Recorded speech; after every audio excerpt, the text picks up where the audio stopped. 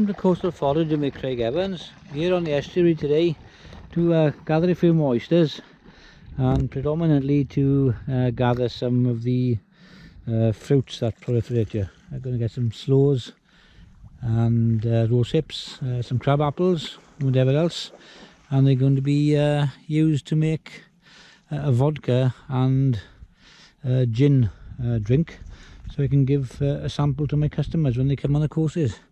Just below us now we can see a nice area of periwinkles.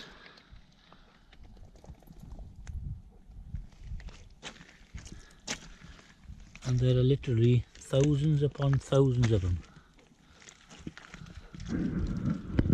Yeah, and they're slow walking about.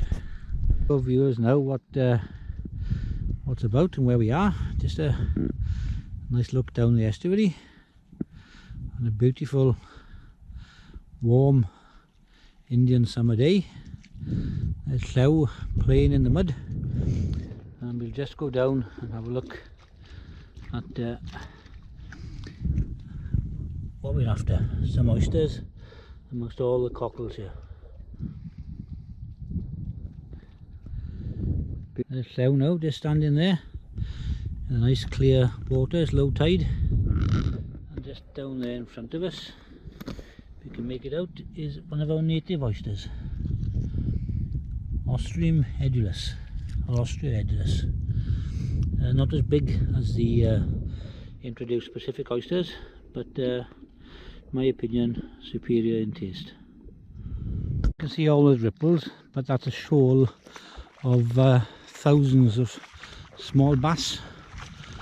You probably won't get to see them because they're too fast.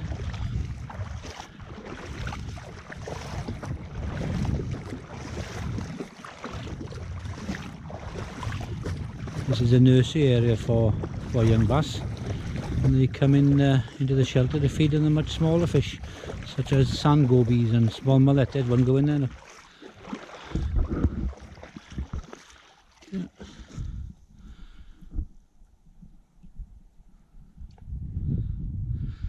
I love this part of the world. Do you, Flo? Bye bye. Flo, see you. On this little tidal island now in the estuary, and looking down just to show you the diversity. We've got lots of little native oysters. It's quite a nice mussel bed here. And looking down there now, is that a live one? Yeah, that's quite an old native oyster, but I was wrong. It's long dead.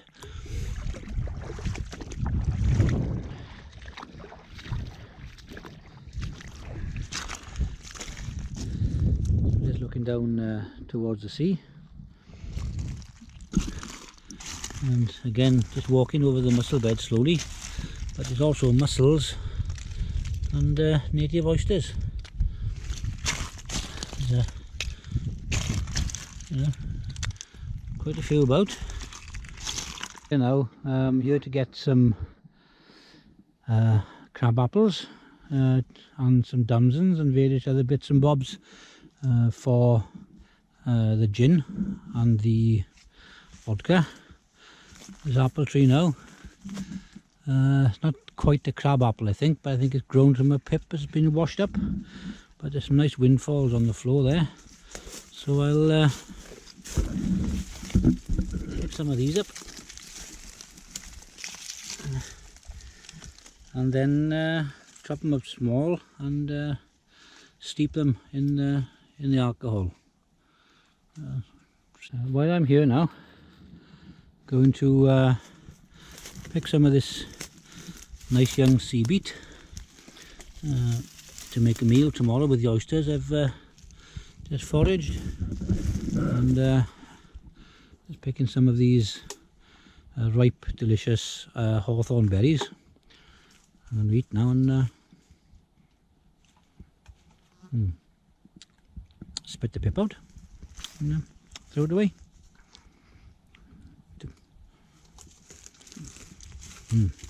Very nice too. For you that don't know, sloes are effectively wild plums. They're the ancestors of plums. Normally about that size, and also known as blackthorns. Normally they're hard, but these are very ripe, so if I squeeze them, you'll see that they're a nice looking soft fruit, but I wouldn't recommend anybody eat them because, like I said earlier, they're very, very dry, bitter and acid, and if you put some on your tongue will feel extremely dry. But it's a common, very common hedgerow plant. It's planted for protection because it's very spiny, that is vicious thorns on them. That's why it's good for livestock fencing, but useful for wildlife and useful for the forager. And now from the shore, just showing you something that looks edible, but in fact it can be deadly poisonous. This is bryony, so whatever you do, don't eat those. And to the right of it, there are edible berries, or not berries, but they're actually rose hips. So pick some of these, but please don't get them confused, okay? And the rose hips will go in the vodka drink and gin. Here on the dune system now on Carmarthen Bay, and in front of me there's wild fennel. I'm going to harvest some of the seeds because they're very flavoursome, like an aniseed flavour, which I intend to make flavoured gin and vodka later on. We'll also get some of the stalks, cut some of this for extra flavour as well. Just a quick shot of where we are. You can see across there, there's a Sea Buckthorn with the lovely orange berries, and just pan across towards the Gower Peninsula. With the oysters I gathered yesterday down in Pembrokeshire, we're on Carmarthen Bay, and I've set them out over the nice piece of driftwood. So nice small oysters, they're Pacific rock oysters, but I did get one native oyster. Now what we're going to do today is we're going to cook these and then serve them up on a bed of sea lettuce, sorry I'll say that again, on a bed of sea beet with a dressing of a sauce made with rosehip syrup and some crab apples which I got yesterday. And if we look around, you can see the dunes. We've got some lovely seaweed, in prime condition, and some beautiful chamomile flowers with the bees feeding happily. And as you come up behind then, you can see we've got some sea buckthorn with the berries. Now we're going to pick those in a little while and we're going to add them to the sauce, because sea buckthorn berries have quite a tart taste, but taste of citrus, and they've got about 8 to 10 times as much vitamin C as oranges. Delicious, yeah.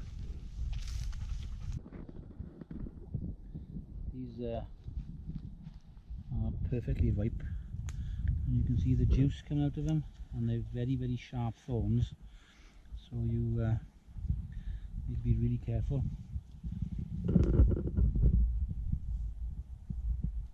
Because they tend to explode without being firm.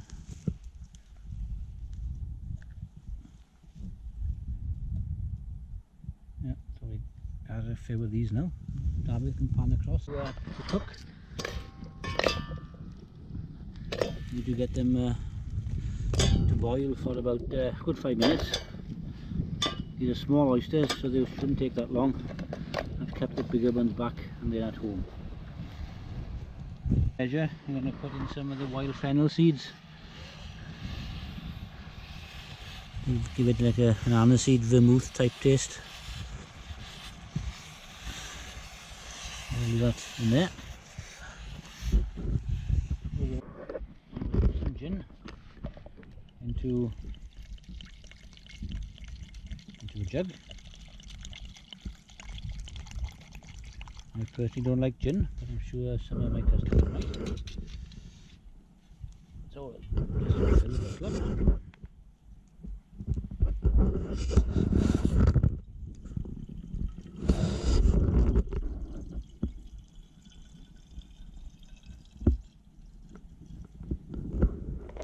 Before I completely fill it, put the top on.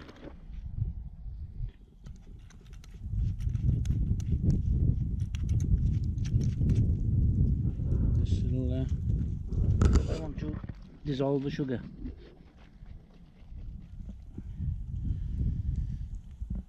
Put a bit more gin in there now. Right, so that's it, more or less full now. So what you do is, like I say, you need to give it a shake to try and dissolve all the sugar. And this will take about 3 to 4 months to settle down and make the gin, the flavour we need. As you can see floating about in there is the white fennel, the crab apples, the rose hips, the sloes, the sea buckthorn berries, and the wild fennel seeds, and a few bits of samphire. So there we are. I'm sure it'll be nice, and what you need to do is put it somewhere dark, and every few days or so give it a shake like that to purge all the contents. They've been steaming away for a good 5 minutes now. They're steamed in with fennel seeds and fennel, so just take them off to cool down there.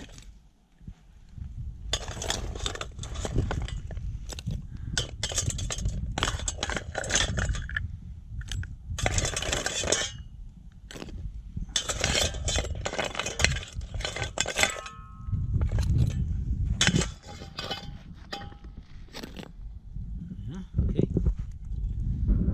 moving down. Right, for the sauce now, put in some fresh water, put in some apples, crab apples, put in some of the sea buckthorn berries, okay.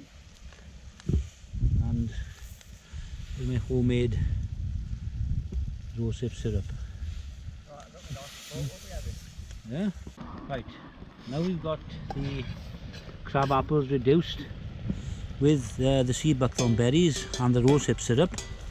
I'm going to add then back to the mixture the oysters. There's the Pacific oysters, and there's just the one native oyster. Just put it in there, just give them a stir through, coat them all in the sauce. Give them a few seconds to warm through.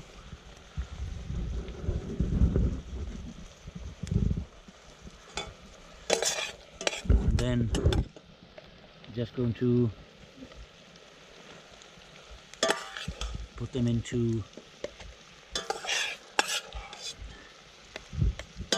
off the heat. Keep warm.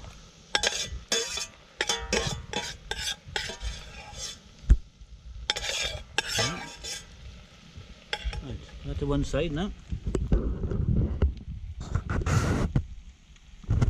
then we add some butter.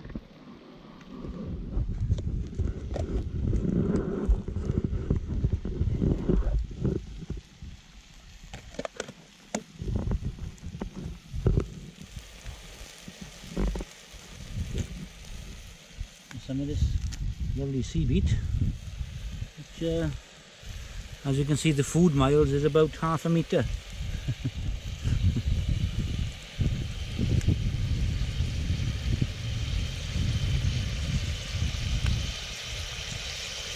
Clean, very much. Give it through.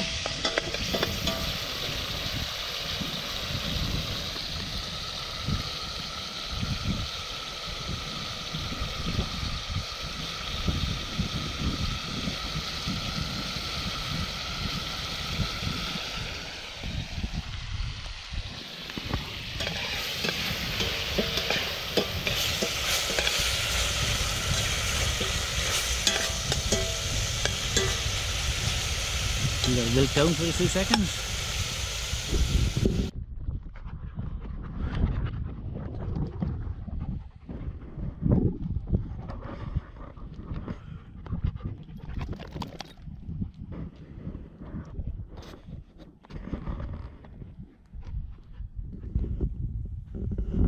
What you doing? What you doing?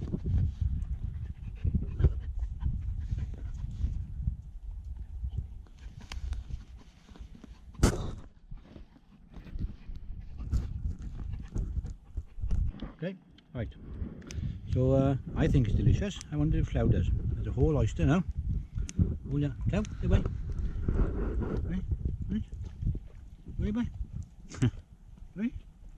Oh, come on in. Cut that. Right then, so that's nicely wilted down now in the crab apple sauce. So we'll put some of the sea beet there. And just add to it now our nice oysters.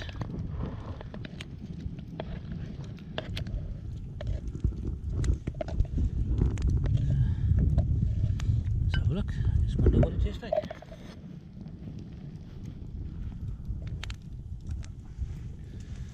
Okay, let's have a little try.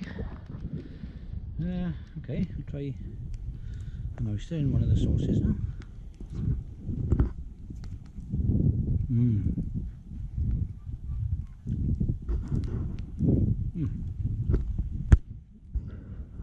It's a change not to have wild garlic, but the sweetness of the apples and the Sea Buckthorn and the rosehip syrup sets it off.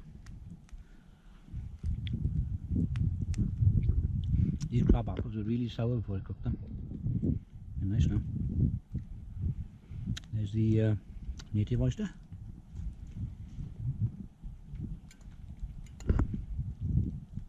Let's try some of the sea beet.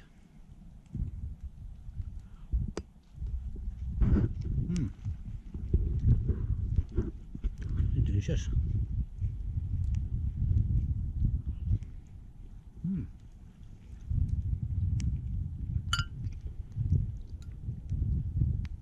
Nice foraged meal in a nice place, and you know, in normal Welsh weather in Carmarthen Bay.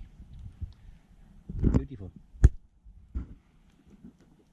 So thank you for watching, and hope to see you next time. And I do have an issue with subscribers in that not being shown notifications of new videos. So if you click onto the bell to receive notifications, then you'll obviously see.